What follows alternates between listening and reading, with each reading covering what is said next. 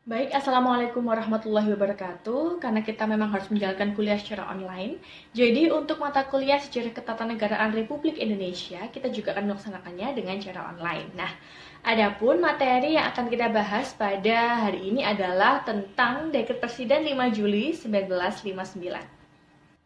Nah, sebelum kita membahas tentang Dekret Presiden 5 Juli 1959, terlebih dahulu akan ada penjelasan awal tentang Undang-Undang Dasar dan juga Konstitusi. Jadi, terdapat dua pandangan para ahli tentang Undang-Undang Dasar dan juga Konstitusi, di mana ada ahli yang menyamakan antara Undang-Undang Dasar dengan Konstitusi, namun juga ada yang membedakan antara Konstitusi dengan Undang-Undang Dasar. Adapun ahli yang menyamakan Undang-Undang Dasar dengan Konstitusi ini, di mana menurut paham modern, konstitusi itu sama atau identik dengan Undang-Undang Dasar. Namun, ahli yang membedakan terkait dengan Undang-Undang Dasar dengan konstitusi itu berpendapat bahwa konstitusi itu lebih luas dibandingkan dengan Undang-Undang Dasar. Pada dasarnya, konstitusi itu merupakan hukum dasar yang tertulis, yang dalam hal ini adalah Undang-Undang Dasar, dan hukum dasar yang tidak tertulis, yakni Konvensi Ketatanegaraan. Nah, Indonesia sendiri menganut istilah konstitusi itu sama dengan Undang-Undang Dasar. Dan adapun Undang-Undang Dasar 1945 yang ditetapkan dan disahkan oleh PPK itu masih bersifat sementara dan kelak akan disusun lebih lengkap jika suasana telah memungkinkan. Nah, terkait dengan hal tersebut terdapat dalam pidato Insinyur Soekarno dan juga Iwakusuma Sumantri yang merupakan anggota PPKI. Adapun pidato dari Insinyur Soekarno yakni, saya beri kesempatan untuk membuat pemandangan umum yang singkat. Cekaos hanya mengenai pokok-pokok saja. Dan tuan-tuan semuanya tentu mengerti bahwa Undang-Undang Dasar yang kita buat sekarang ini adalah Undang-Undang Dasar sementara. Kalau boleh saya memakai perkataan ini adalah Undang-Undang Dasar kilat. Nanti kalau kita telah bernegara di dalam suasana yang lebih tentram, kita tentu akan mengumpulkan kembali Majelis Permusyawaratan Rakyat yang dapat membuat Undang-Undang Dasar yang lebih lengkap dan sempurna. Sedangkan pidato dari Iwakusuma Sumantri yang merupakan anggota PPKI yakni, salah satu perubahan yang akan saya tambahkan, yang saya usulkan, yaitu tentang perubahan Undang-Undang Dasar. Di sini belum ada artikel tentang perubahan Undang-Undang Dasar, dan itu merupakan pendapat saya, masih perlu diadakan. Sehingga dengan adanya dua pidato tersebut, maka nampak bahwa Undang-Undang Dasar 1945 merupakan konstitusi revolusi yang bersifat sementara, dan kelak akan disusun konstitusi yang baru yang lebih lengkap jika suasana telah memungkinkan.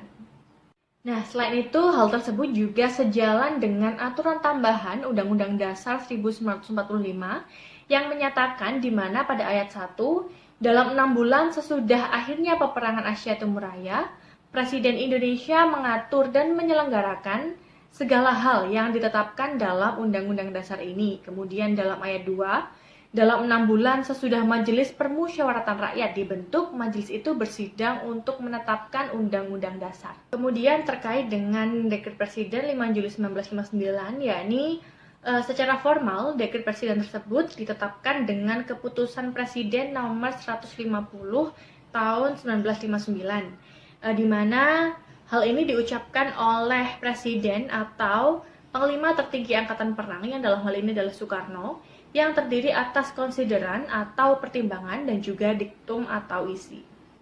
Adapun inti diktum atau isi Dekret Presiden 5 Juli 1959 yakni, yang pertama, pembubaran konstituante.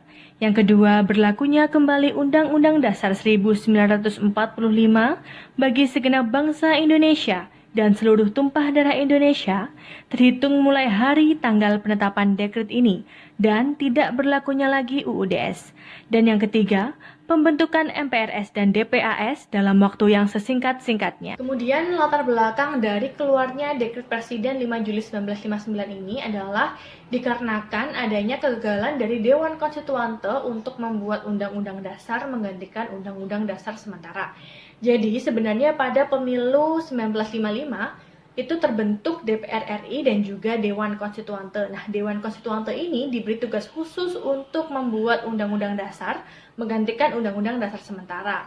Namun ternyata Dewan Konstituante mengalami kegagalan dikarenakan adanya perdebatan antara kelompok yang menginginkan Indonesia berdasarkan Islam dan kelompok yang menginginkan Indonesia berdasarkan Pancasila.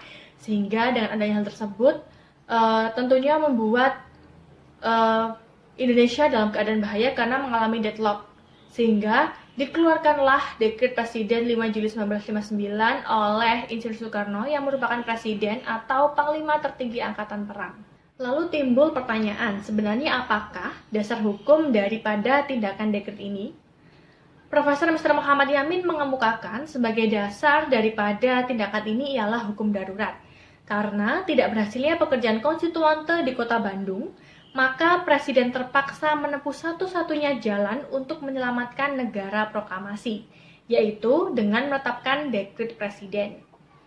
Sehingga bahwa sejak 5 Juli 1959, Undang-Undang Dasar 1945 berlaku lagi bagi segenap bangsa Indonesia dan seluruh tumpah darah Indonesia. Sehingga dengan adanya hal tersebut, maka perkataan terpaksa membawa kita kepada pemakaian hukum darurat. Nah, sehingga kita mengetahui bahwa dasar hukum adanya tindakan dekret ini adalah hukum darurat negara atau State Not Reh. Dan dekret ini termasuk ke dalam hukum tata negara darurat subjektif, di mana hukum tata negara darurat subjektif ini adalah suatu keadaan hukum yang memberi wewenang kepada organ negara tertinggi, dalam hal ini seorang kepala negara, untuk melanggar undang-undang dasar, bahkan apabila perlu merubah undang-undang dasar demi keselamatan bangsa dan juga negara. Adapun Dekret Presiden 5 Juli 1959 sah berdasarkan hukum darurat negara atau State Not Reh karena memenuhi syarat, yaitu yang pertama, harus diyakini bahwa kepentingan negara yang tertinggi, keselamatan negara menjadi taruhan, dan keselamatan negara tergantung daripada tindakan itu. Kemudian yang kedua, harus ditunjukkan bahwa peraturan itu merupakan suatu keharusan dan tidak boleh kurang dari itu. Yang ketiga, peraturan itu sebagai ketentuan yang sementara sifatnya, yang berlangsung selama keadaan darurat itu masih berlangsung. Dan yang keempat, yakni pada akhirnya harus nyata bahwa benar-benar ketika peraturan itu dibuat, Badan Perwakilan Rakyat tidak dapat bersidang. Nah, itulah tadi terkait pembahasan daripada Dekret Presiden 5 Juli 1959. Sehingga demikianlah perkuliahan online pada hari ini. Semoga bermanfaat dan kurang lebihnya mohon maaf. Stay safe and healthy. Wassalamualaikum warahmatullahi wabarakatuh.